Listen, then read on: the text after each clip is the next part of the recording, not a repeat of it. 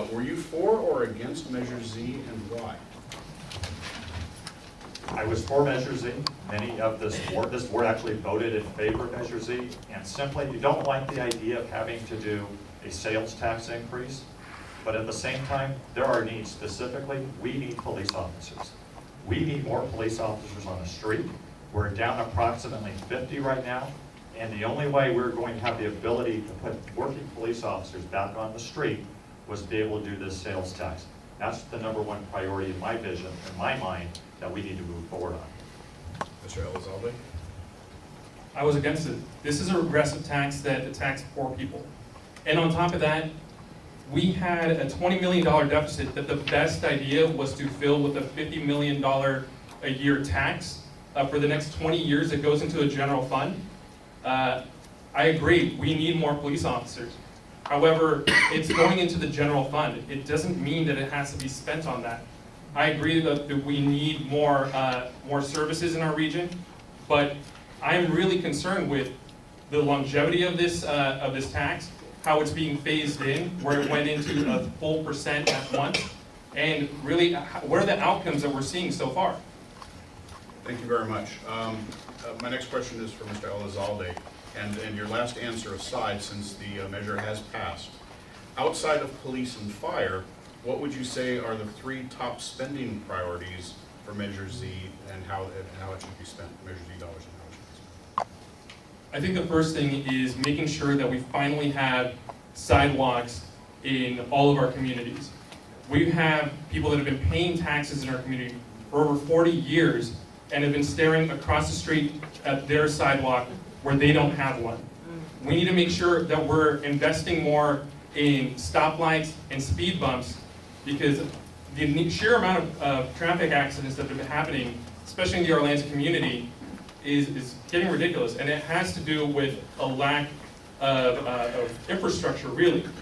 And beyond that, I think we need to figure out how do we actually dedicate resources towards solving the homeless problem.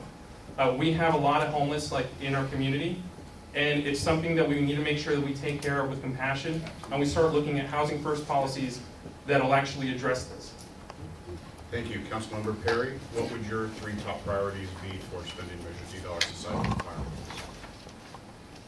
1, we need to pay down our pension obligation bonds. We'll have an opportunity. We may not be able to pay them down completely with this sales tax, but we'll be able to put a dent in it. We also need to be looking at, again, streets.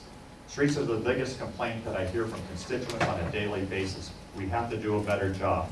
And though I was able to get $214 million dedicated the last 3 years for street repair, we still have a long ways to go.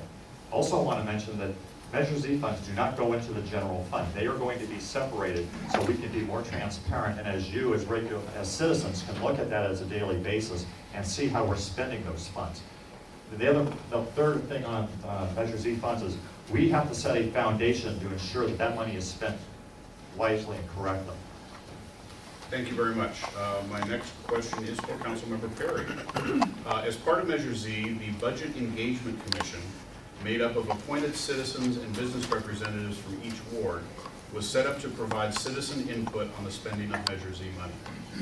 If the city staff and citizen commission disagree on their recommendations on how Measure Z money should be allocated, as a council member, what factors would you use in making your decision? Well, we look to the Budget Engagement Committee to make recommendations to us. They are an advisory committee. Same as staff. Staff looks at it, they make a recommendation. Ultimately, it comes to the council, and the council will hear from citizens who show up who want to speak on the matter.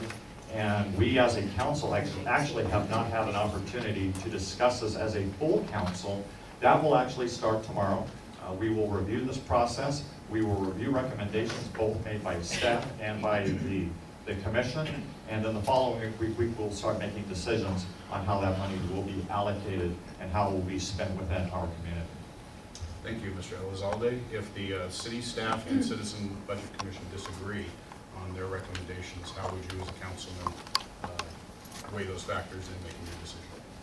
I think we need to look at what the impact of the budget is going to be, as well as how we're best at using the money, as well as what the groups, the community groups especially, have as far as what their needs are and what they suggest, like we should be doing towards spending down this, these funds.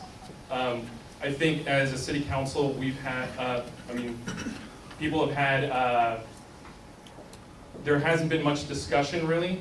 I think the budget engagement committee is a good idea. However, it should be a little bit more diverse to make sure that we have much more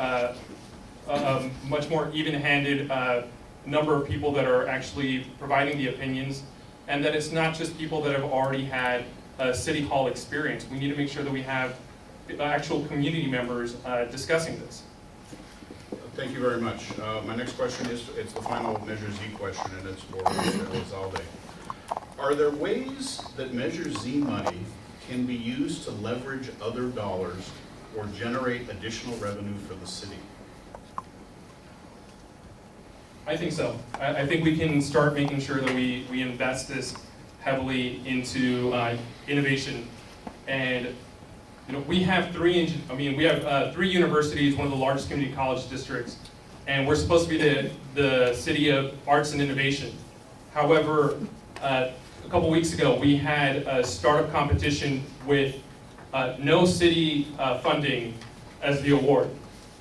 We have the city of Corona, Temecula that are becoming hubs for startup companies, making sure that we have new investments in our community.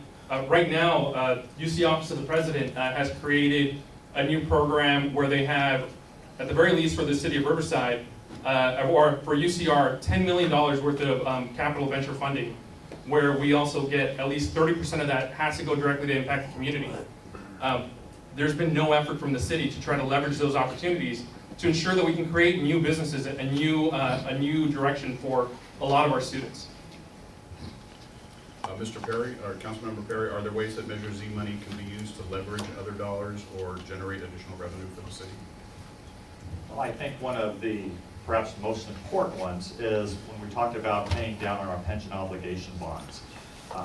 One of the things that enables us to do is, one, it brings down debt. We've also negotiated contracts with all of our employees where they're actually paying more in for their retirement costs, which lessens that burden.